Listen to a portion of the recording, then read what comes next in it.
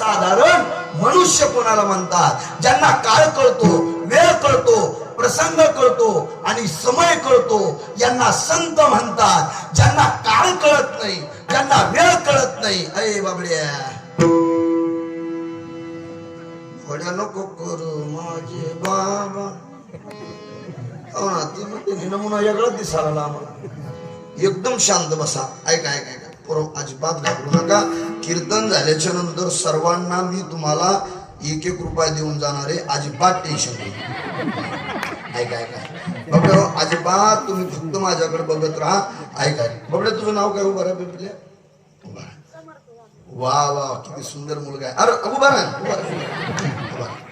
काय नाव बाबा तुझं? समर्थ. पप्पाचं नाव? सुधाकर. वा, समर्थ. अरे या.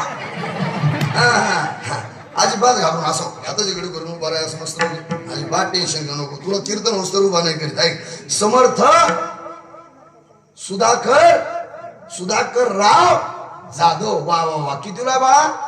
5वीला. लग्न झाले? बस खाली. महाराज आता शांत बसा म्हणतात.